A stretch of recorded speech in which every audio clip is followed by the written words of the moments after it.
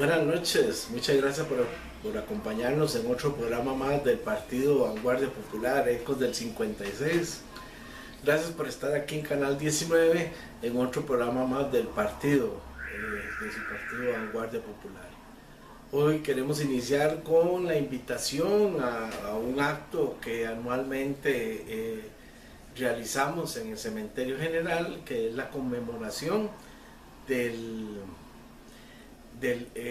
la conmemoración del crimen del Crow del Diablo, donde asesinaron a 6 dirigentes del partido, o 6 miembros de nuestro partido militantes, quienes ofrendaron su vida en defensa de los derechos de los trabajadores y de los obreros. Ellos fueron asesinados por el gobierno en 1948, el gobierno de José Figueres Ferrer.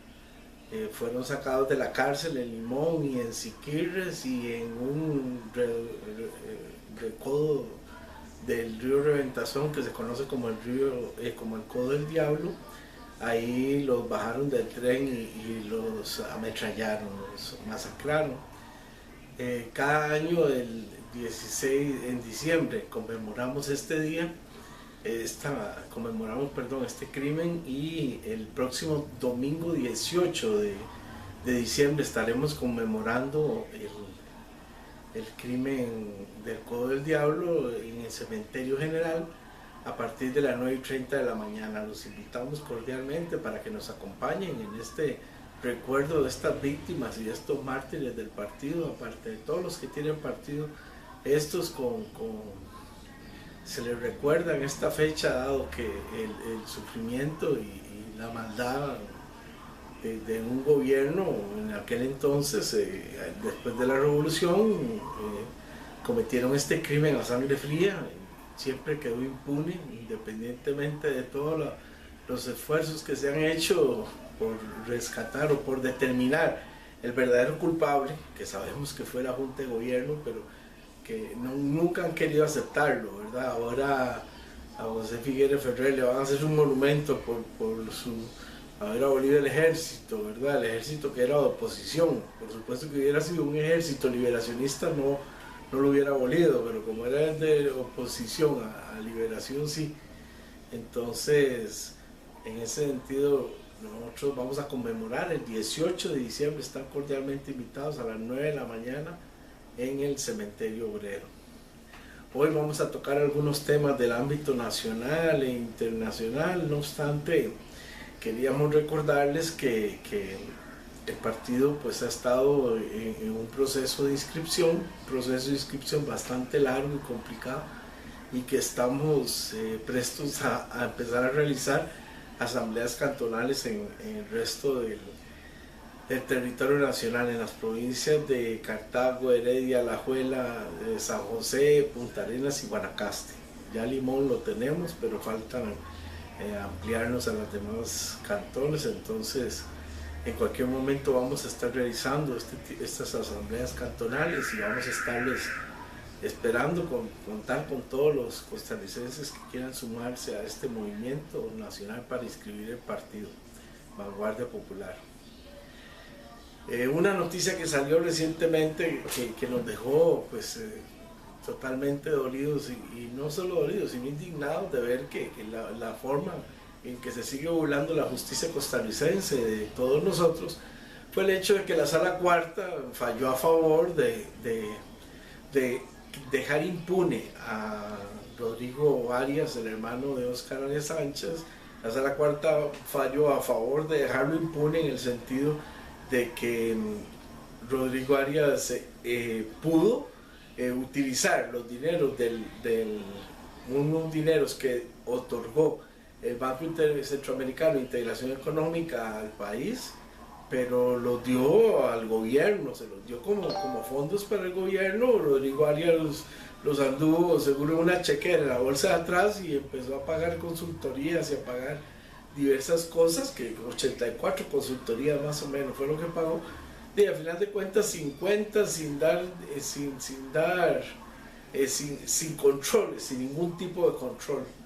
se le cuestionó esto, se fue a la sala constitucional determinó que no, que la ley que el convenio internacional que aprobó integrar, o sea, el Banco Centroamericano de Integración Económica permite que todos esos dineros pues no sean de cuestionamientos, excepto que hay una condena contra el banco, o sea, tendría que demandarse el banco, pero el banco ¿cómo lo vas a demandar? Si no tiene sentido. Bueno, la cuestión es que Rodrigo Arias agarró $2 millones, se los echó en la bolsa de atrás, repartió consultorías, no sabemos ni a quién, ni a cómo, ni cuándo, ni con qué.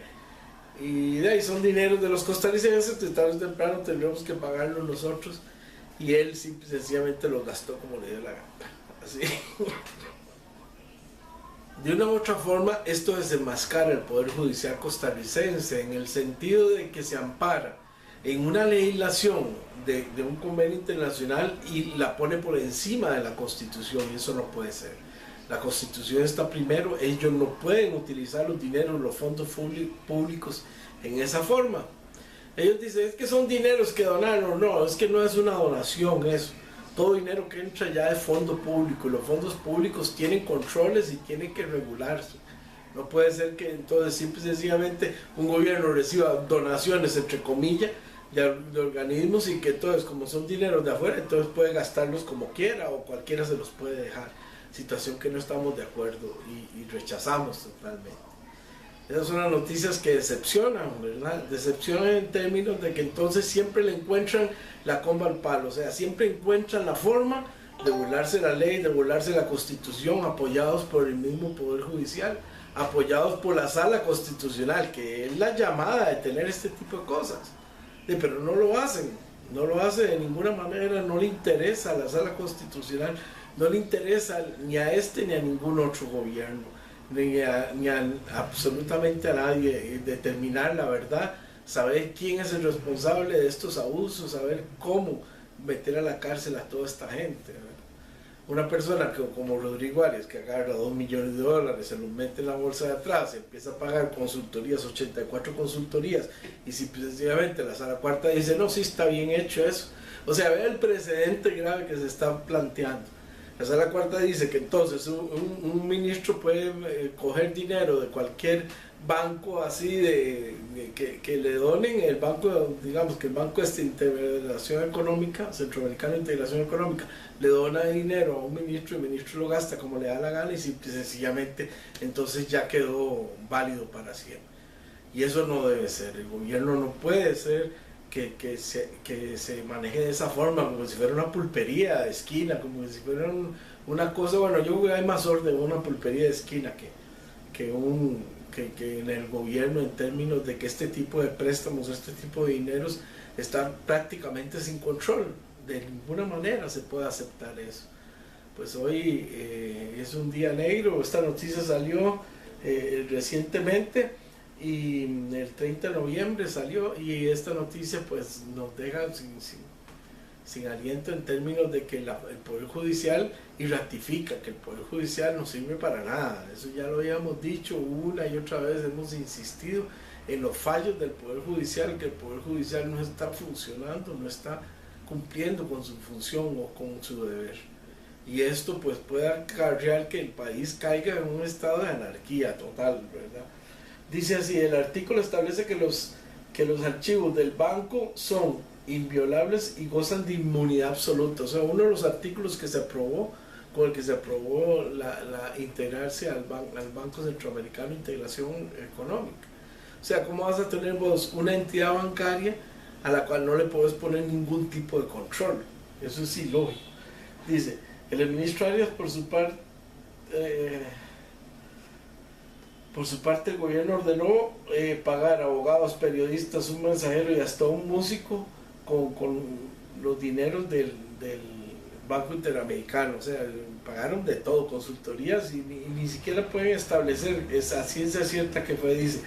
El artículo 29 establece que los bienes y demás activos del banco, donde quiera que se hallen y a quien quiera que estuvieran, gozarán de inmunidad con respecto al secuestro, embargo, retención, remate, adjudicación o cualquier otra forma de aprehensión o de enajenación forzosa mientras no existe sentencia en firme contra el banco. O sea, nada, no pueden tocar nada del banco hasta que no hay una sentencia en firme. Entonces, ¿cómo vas a hacer una sentencia en firme contra el banco si no tienes pruebas? No puedes sacar absolutamente nada de ahí, ni puedes decomisar nada, ni puedes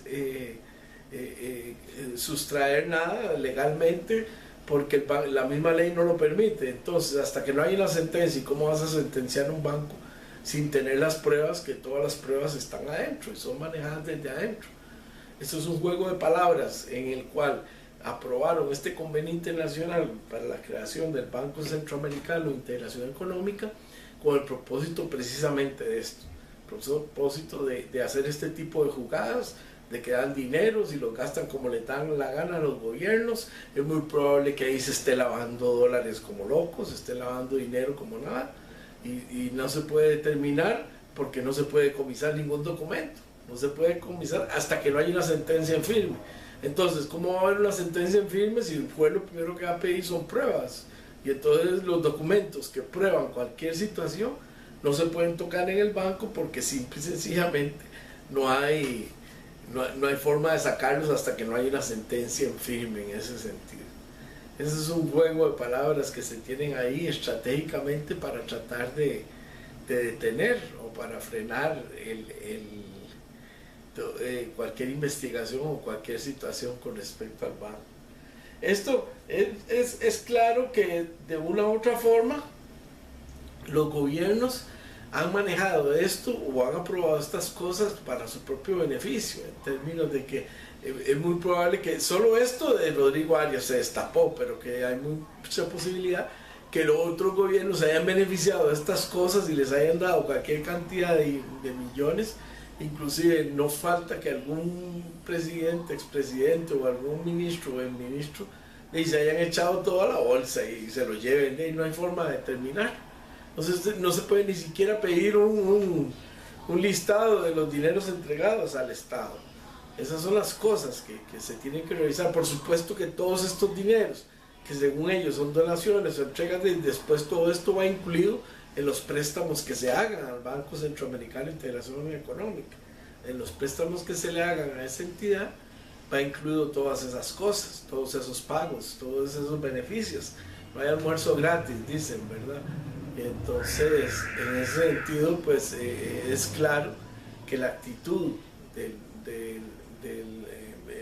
ministro Arias y de la administración Arias ha sido una actitud negra, nefasta, llena de dudas. Fueron una administración llena de dudas. Ahora Oscar Arias con todo cinismo quería volver a tirarse al poder, y pues creemos que es conveniente que todas estas cosas salgan a la luz y que quede bien claro a los costarricenses quiénes son las personas que realizan este tipo de actos en contra de los mismos costarricenses, en contra de los otros mismos. Otra noticia que nos llama a la reflexión es el exministro de Comercio Exterior, este señor Alberto Trejos, uno de los impulsores del Tratado de Libre Comercio con los Estados Unidos. Ahora se le emplazó en una actividad grande de los empresarios, se le emplazó sobre la posición de Donald Trump con respecto a los tratados de libre comercio, ¿verdad? Entonces él sale al paso a decir que ir a otras latitudes o pensar en otras latitudes para enviar los productos costarricenses es perder el tiempo. Vea qué mente más, que es perder el tiempo, que nosotros hay cosas que solo en Estados Unidos se comen. Yo no sé de qué está hablando ese señor, ni en qué cabeza cabe semejante posición, cuando cualquiera en su sano juicio diría, no, tenemos que exportar a la mayor cantidad de personas que haya, o en la mayor cantidad de países, ver la manera en que podemos llegar a Europa y a Asia, y la manera... no, él dice que no, que sigamos en Estados Unidos, que desaparecer los tratados es muy difícil, que eso se lleva su tiempo, ¿verdad? O sea, ni siquiera está diciendo como hablaba antes, que eso era imposible tocarlo, que jamás se podía eliminar, que ahí vamos a tener la gran garantía de los aranceles para los productos de importación. Ya no, ya cambió el discurso totalmente. Ahora dice que no, que tal vez sí puede tocarlos Donald Trump. Claro que los va a tocar. Claro, si él si está harto y enojado contra los negocios o los malos negocios que se hicieron en los Estados Unidos con respecto a lo que son los tratados de libre comercio, que de una u otra forma algunos perjudican, no todos, algunos perjudican los intereses de Estados Unidos, y entonces él va en contra de esos que están perjudicando los intereses de Estados Unidos. Entonces yo me pregunto, bueno, si aquí hay algo que está beneficiando a los costarricenses, quiere decir que perjudica a los Estados Unidos o no los perjudica. Eso deben de analizarlo. La cuestión es que hay una actitud clara del presidente de Estados Unidos de sencillamente lo que es el libre comercio, lo que esté perjudicando, ellos lo van a tratar de solucionar. O sea, ya no van a permitir perjuicios en contra de la economía de Estados Unidos. ¿A qué se refiere con esos perjuicios? Bueno, la falta de aranceles a los productos de entradas, cuando esos productos se pueden lograr en Estados Unidos. O sea, se pueden sembrar, se pueden cosechar o se pueden producir en los Estados Unidos, tal vez, que es algo que nosotros clamamos siempre antes del libre comercio y en contra de los tratados de libre comercio. Nosotros siempre clamamos de que cómo se va a importar un producto que aquí se está produciendo, si en realidad aquí lo que hay que hacer es consumir lo que estamos produciendo, y en caso de una carencia o una casa de desabastecimiento, una situación de desabastecimiento, que entonces se permite el ingreso de esos productos. Pero si no se está dando un desabastecimiento, pues lo correcto es que el gobierno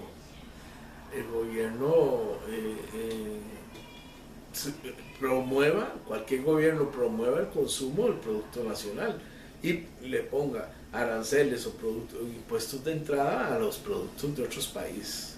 Eso funcionó, el mundo funcionó bien de esa forma. Le guste a quien le guste, pero aquí se podía sembrar, se podía cosechar, la gente vendía los productos aquí en los mismos costarricenses. De repente se empezaron con el cuento del libre comercio y aún han arruinado un montón de agricultores y pequeños productores para que las grandes compañías se beneficiaran nada más. Para que los grandes productores, lo que pasa es que a los Estados Unidos les salió el tiro por la culata, porque entonces las compañías de ellos iban a dominar el mundo, pero resulta que ellos sacaron sus compañías, se fueron fuera del territorio estadounidense y empezaron a producir en otros países y exportar directamente allá a Estados Unidos. Esto es lo que tiene molestos a muchos empresarios y que han quebrado a muchos estadounidenses y han dejado sin trabajo a muchos estadounidenses, y eso es lo que está criticando Donald Trump. En ese sentido, ellos están buscando la forma de evitar que se sigan dando esas pérdidas. Pero a mí me da risa la posición de Alberto Trejos. La posición es siempre defendiendo el libre comercio, como aquello de Jalisco nunca pierde, de que yo no me equivoqué, de que era lo correcto. En lugar de admitir que esto fue un error y tratar de ver cómo se revierte o preparar el mercado nacional para exportar a otros países, porque ahí tímidamente lo dice posteriormente. Tímidamente lo dice en el sentido de que no creo que Costa Rica o el CAFTA estén en la mira de prioridades del señor Trump. Sus prioridades son China, el Tratado de Pacífico, México, Europa, donde tienen un déficit comercial importante. O sea, él mismo admite que con nosotros no hay un déficit comercial, entonces no hay problema. O sea, nosotros salimos perdiendo con el Tratado de Libre Comercio con los Estados Unidos. ¿Qué es el déficit comercial? Eso es que entonces nosotros estamos exportando menos de lo que ellos nos están mandando para acá. O sea, las importaciones son mucho menores, ¿verdad? Ese es el problema. O sea, las importaciones de ellos son mucho menores. O sea, nosotros estamos importando más de lo que ellos de lo que les estamos exportando a los Estados Unidos. O sea, con nosotros salieron ganando, y es un tratado que le facilita de todo. Eso es una clara y un admito que lo que hicimos fue negociar a favor de Estados Unidos, a favor de los gringos. O sea, ¿cómo te sentás vos a negociar un tratado de libre comercio y que al final decís, no se preocupen, este tratado está negociado a favor de los gringos, entonces no hay problema, ellos no lo van a tocar? ellos no le van a hacer nada a este tratado porque está negociado a favor de ellos y ellos se benefician de este tratado. Lo dice claramente, con toda la carebarro del mundo, lo dice este señor de esta forma. Entonces ahí es donde hace gracia, ¿verdad? De ver ese nacionalismo, ese amor por la patria, donde fueron a negociar un tratado de libre comercio y a beneficiar a la contraparte, con tal de que aquí dejaran unos 5, beneficiaron la contraparte, aunque deje pérdida no importa. Es un seguro, es un tratado de libre comercio seguro porque está beneficiando más a ellos que a nosotros. Entonces ellos no lo van a denunciar. O sea, el beneficio, este mensaje era a los poquitos que se benefician del TLC, a los muy pocos exportadores que se benefician, ese mensaje es para ellos, para que se tranquilicen. No se preocupen, el país está comiendo mierda. El mensaje es así: el país está comiendo mierda con el Tratado de Libre Comercio con los Estados Unidos, no se preocupen. Entonces, como estamos comiendo mierda, a los Estados Unidos les sirve, entonces ellos no lo van a tocar, lo van a dejar así. Los demás, ustedes son los empresarios que se llenan la bolsa de plata, estén tranquilos. Los demás costarricenses no importa que se arruinen, no nos interesa. Lo importante es que el tratado sobreviva porque beneficia a los Estados Unidos. Vean qué grave, lo dice ahí en la Cámara de Exportadores, en una reunión que tuvieron, en una noticia que salió el 30 de... En una noticia que salió un día de estos en los periódicos, pero lo sacan muy tímidamente, lo sacan muy escondidamente, eso, porque saben que son noticias absurdas, ¿verdad? Barbaridades que se ponen a salir. Hoy pues es claro que nuestro país sigue sufriendo los embates del libre comercio y sigue de las estupideces que hicieron con este tratado. Y para ilustrar mejor esto, sale que el INSS va a ir tras otra noticia que salió, que el Instituto Nacional de Seguros va a salir tras el mercado de los seguros de gastos médicos, ¿verdad? Porque dice el INSS que ellos siempre habían tenido pérdidas con el gasto médico, siempre ha habido pérdidas, pero que ya empezaron a tener ganancias. Entonces, que como empezaron a tener ganancias, van a tratar de empezar a vender más el seguro de gasto médico. Analicemos esto. ¿Por qué el INSS tuvo pérdidas con el seguro de gasto médico? Muy fácil, porque la seguridad social no es de ganancias. Imagínense que la caja fuera una entidad que ganara dinero con todas las cuotas y todo lo que tiene que atender. No se trata de eso. La seguridad social es una inversión en salud para todos los costarricenses y un pueblo. Es una inversión en salud. Entonces, ¿qué pasa? La seguridad social no es un negocio, la salud no es un negocio cuando se da universalmente, ¿ves? Pero cuando cuando no se da de manera universal, cuando se da de manera comercial, sí es un negocio, como las clínicas privadas y como las clínicas los hospitales privados, como el CIMA y la Católica, la Bíblica. Entonces el INSS no había podido tener ganancias con el seguro de gastos médicos porque tenía que venderlo a todos por igual. ¿Por qué? Porque era un monopolio en manos del Estado.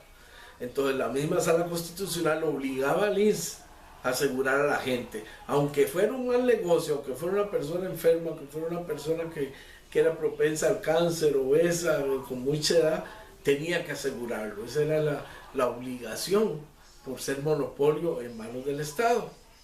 El problema fue que cuando se rompió el monopolio de los seguros, entonces el INSS dijo: vale, está bien, aquí me lavo las manos, no voy a asegurar más casos así, ni diabéticos, ni enfermos, no voy a asegurar obesidad, los fumadores, ni los fumadores, no voy a personas propensas al cáncer, nada, no volvió a asegurar. Por eso está teniendo ganancias, porque está asegurando solo gente sana. Porque está asegurando gente que seguro les da un resfriado y ya van a un médico y le pagan los servicios. Eso es lo que está pasando. Entonces, eso, así, verlo desde ese punto de vista, sí es negocio. ¿Ves? Asegurar solo gente sana, gente joven, gente rica, que come bien, que se alimenta bien. No es como antes, que tenía que asegurar a todos.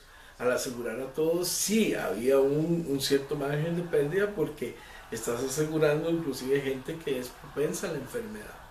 Pero entonces, dentro de las maravillas de las aperturas, y especialmente cuando se rompen los monopolios del Estado, que la gente tiene que entender que una cosa es un monopolio en manos privadas y otra cosa es el monopolio en manos del Estado. Entonces, cuando se rompe el monopolio en manos del Estado, entonces se pierde la solidaridad y se pierde la universalidad de los servicios, ¿verdad? Eso fue lo que nos pasó con las telecomunicaciones. Antes, cuando estaban en manos de un solo operador y era un monopolio en manos del Estado, y las telecomunicaciones estaban obligadas a darse.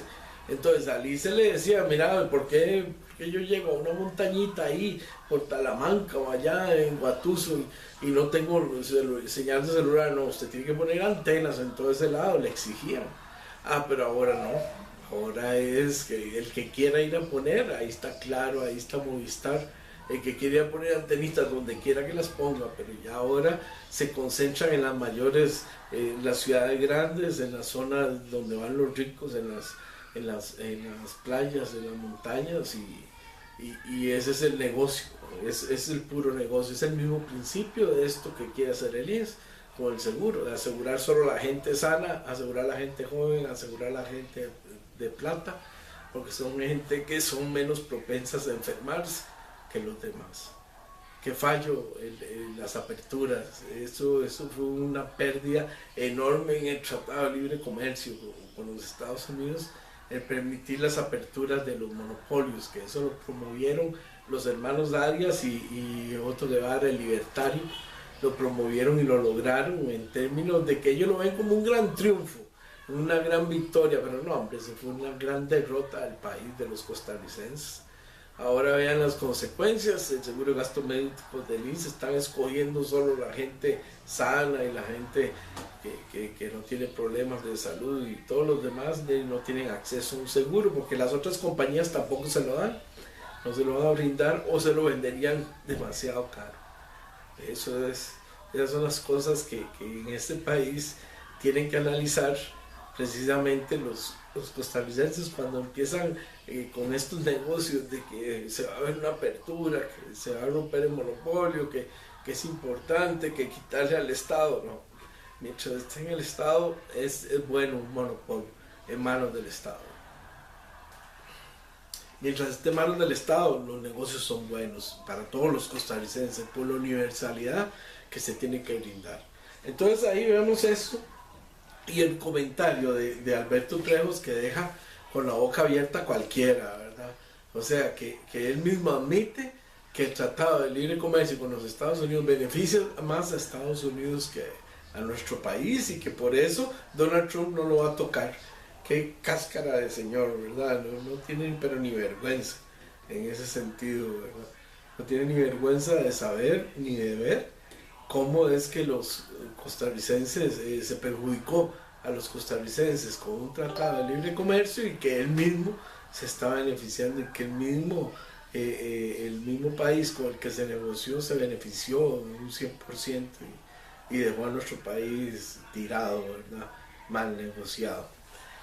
Esto también tiene que establecer una reflexión en los costarricenses, en ver por qué es que el libre comercio ha traído tanta consecuencia, tanto desastre a nuestro país.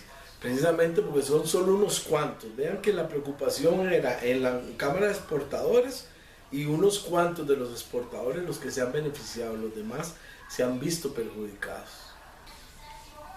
Otra noticia graciosa que salió el 20 de noviembre de este año fue que CONAVI desconoce de dónde fueron a parar más de 400 millones de colones. O sea, dieron 400 millones de colones para la reparación de una ruta entre Acosta y Parrita, y todavía no se ha podido utilizar en dicha vía. O sea, los dineros no se saben dónde están. 400 millones de pesos, imagínense qué clase de institución más descarada y más corrupta. Les preguntan y no saben dónde están los 400 millones de pesos, y la calle esa entre Parrita y Acosta, que es una calle peligrosísima y que rapidísimo, vieron que los que hemos tenido la oportunidad de ir hacia Puriscal, por ejemplo, para salir a Parrita, es que es un brinco, está ahí nomás. mucho más rápido que usar la 27. Lo que pasa es que son rutas muy peligrosas y calles muy malas. En aquel entonces a mí me tocó bajarlas con barriales y simple y sencillamente era con un propósito de aligerar la ruta, pero son rutas peligrosísimas que lo ideal sería que las pavimentaran o que las arreglaran. 400 millones para meterle a la ruta entre Acosta y Parrita, pues son más que bien. Pero ¿qué pasa con esto del Consejo Nacional de Viabilidad? Les van a preguntar que qué pasó con esa plata y no saben dónde está, no saben qué sucedió, no saben a dónde fue a parar. Son dineros que de una u otra forma pues quisieran que se tuviera algo, alguna forma de determinar qué fue lo que pasó, en qué se gastó, a dónde están. No saben, les preguntan y no saben qué paró, a dónde fue a terminar toda esa cosa. Es difícil manejar un estado así con tanta corrupción, es casi inmoral manejar eso.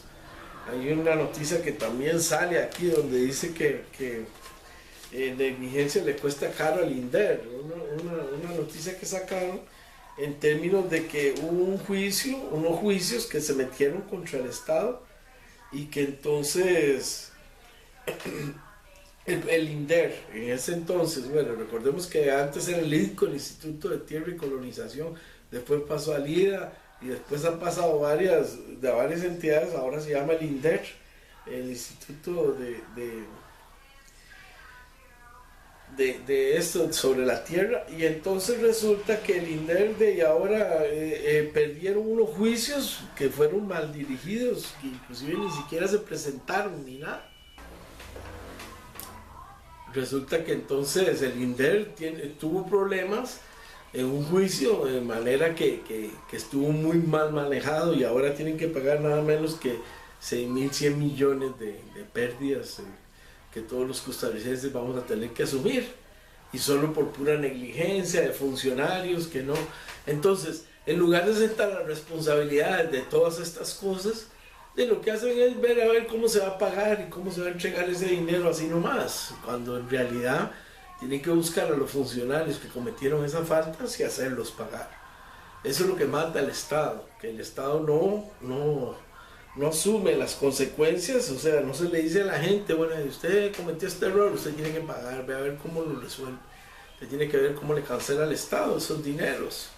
No lo hacen de esa forma porque saben que muchos de las barbaridades que hacen o que cometen son ellos mismos.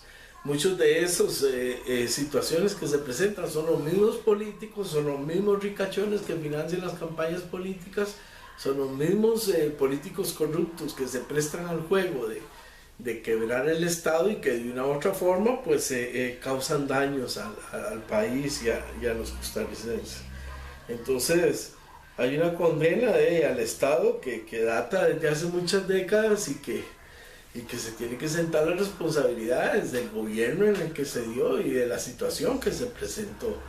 Estas cosas tienen que tratarse así porque si no, de una u otra forma, los costarricenses no pueden estar asumiendo pérdidas nada más porque lo que les da la gana, por las negociaciones o por los sistemas o por las cosas que hacen nada más.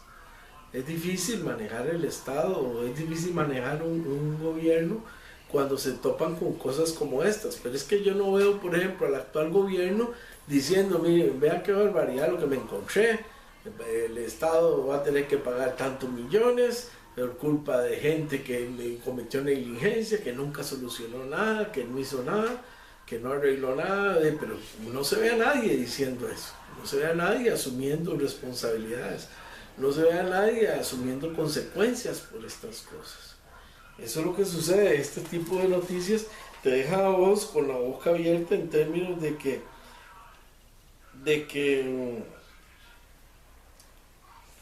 que los costarricenses tienen pérdidas enormes de dinero. Después nada más se habla ahí de un rubro en el presupuesto nacional para pagar estas cosas y es un número y nadie le pone atención, y ahí van, pagan miles de millones simple y sencillamente por pura negligencia, por pura irresponsabilidad, por pura falta de sazón en estos gobiernos o estas administraciones.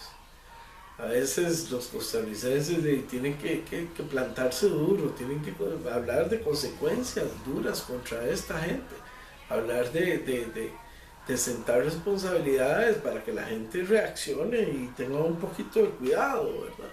En ese sentido.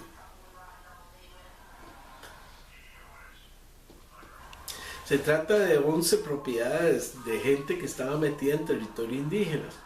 Y entonces resulta que esa gente la sacan y supuestamente les pagaron. Después ellos meten juicios contra el Estado y entonces no aparecen los pagos, no aparece nada. Entonces siguen los juicios, siguen, todo se fue perdiendo en el mismo INDER. Seguro entre los mismos políticos mandaban a sacar los documentos o a enterrar todo, ¿verdad? Poco a poco. Y de repente pues aparece que terminó el Estado pagando 6.100 millones. Dice, sabemos que en algunas de estas cosas, estas tierras las siguen ocupando las mismas personas a las que se les pagó la indemnización. ¿Cómo va a ser posible que esto esté pasando? O sea, eso es burlarse de los costarricenses. Son más de 6.000 millones que los costarricenses vamos a terminar pagando solo por pura negligencia. Por pura negligencia. Y los estados pasan, los gobiernos ven estas cosas, se quedan callados. ¿Cuánta gente ha manejado el INDER desde entonces? Porque toda esta gente no llegó a sentar responsabilidades, saber quién fue el responsable de esto para que termine pagando esas cosas. No lo hacen, se quedan callados y no hacen absolutamente nada. La cuestión es que el INDER vamos a tener que pagar una cantidad enorme de dinero por pura irresponsabilidad y por pura vagancia de un montón de funcionarios que no cumplen a cabalidad con su función.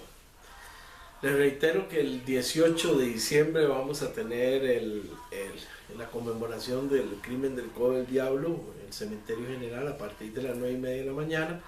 Los esperamos, ahí también se le va a rendir un tributo al presidente, al Fidel Castro, presidente de Cuba, al gran líder cubano de la revolución cubana, al líder comunista Fidel Castro. Ese día vamos a hacer una reflexión sobre él, sobre su reciente muerte, y pues esperamos contar con todos en esa fecha tan importante. También queda pendiente que conversemos sobre lo que pasó con el huracán que pasó, el huracán Otto, las consecuencias de las decisiones que se tomaron.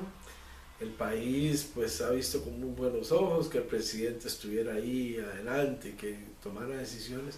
No obstante, vamos a revisar si lo que se hizo durante la situación de la emergencia fue correcta o no.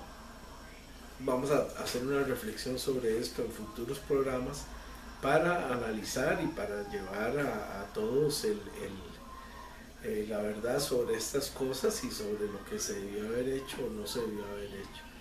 También vamos a hacer un programa más adelante sobre el tal Canal Seco, una situación que nos ha dejado impresionados de ver cómo se saca un proyecto así de esa magnitud, de ese calibre, y lo declaran secreto de Estado, no lo quieren publicar, no dicen nada hasta que no lo aprueben seguro, y ya cuando lo aprueban les encuentran ese montón de barbaridades al proyecto, entonces ya para echarlo para atrás hay que indemnizar, como hicieron con OAS, hay que indemnizar a la empresa, que sale muy caro, que es un problema, todas esas cosas. Por nuestra parte, hoy pues quisimos traerles este programa. He estado un poco afectado de la salud, no sé si lo notaron, en un programa un poco hecho de manera empírica para tratar de llevarles algunas de las noticias que se han dado y algunos comentarios que a nosotros nos encantan comentar las noticias que se dan, y específicamente estas que hemos tocado hoy, que son pues, noticias que a veces pasan en los periódicos y en los medios de comunicación y no nos damos cuenta, no lo analizamos como tiene que ser. Les agradezco mucho que hayan estado aquí en Vanguardia Popular, Ecos del 56, y los esperamos en otro programa más del partido Vanguardia Popular.